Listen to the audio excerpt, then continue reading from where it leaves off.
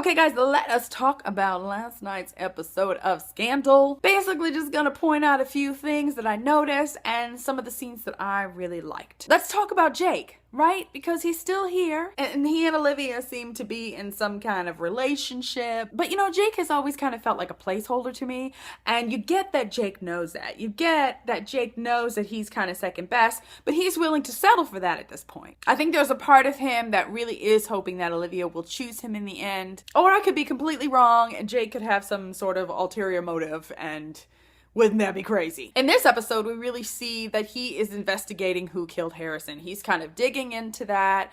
He gets that little tidbit at the end where he sees Charlie in the video. And so I'm sure all of that is going to unfold in upcoming episodes. There's also that little banter between him and Olivia about the booty call and la la la.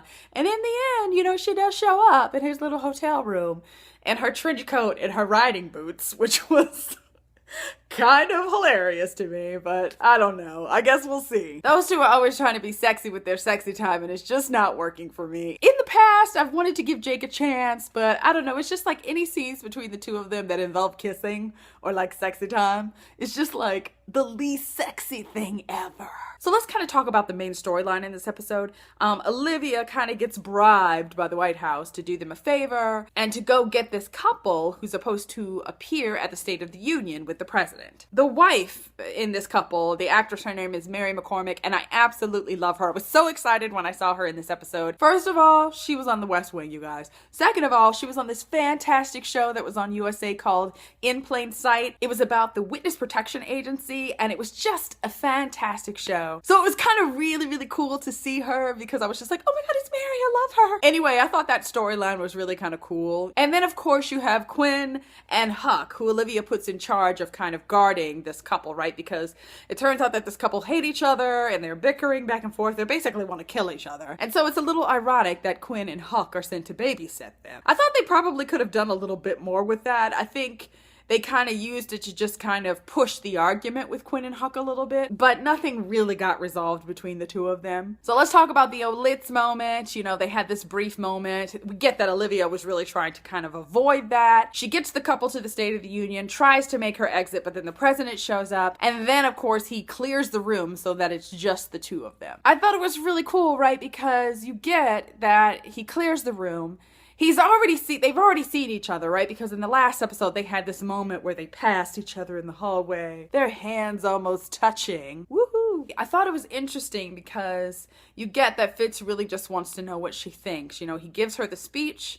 And we get throughout the episode that there's a lot of kind of uproar about his speech because obviously Fitz is a Republican, but he's getting ready to take a pretty big stance on gun control, which would be kind of something that most Republicans don't do. Take a stand for gun control, that is. And so you've got all of these voices talking, but throughout all of that, we get that the only person Fitz really wants to hear from is her. So it was a sweet little moment, right? But let's talk about the Olitz thing. I just feel like this season, I'm really hoping that they're going to take us on a different journey with the two of them as a couple. I don't want this just to be the normal, thing where the two of them, something happens and the two of them fall out or this or that, or they're angry with each other.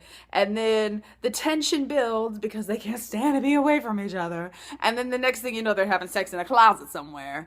And, a couple episodes later, they're confessing their love, but then all of a sudden something else happens that keeps them apart. This is the normal kind of pattern that we usually see with Olitz, and I'm really just hoping that we're going to see something different this season. I think the standout of the episode for me was Mellie. I mean, she's been the standout for the past 2 episodes. She is just a woman in mourning, and she is at this point in her life where she just does not care. She does not care what anyone has to say. She doesn't care what she looks like. She doesn't care what people have to say about that. She doesn't care about anything.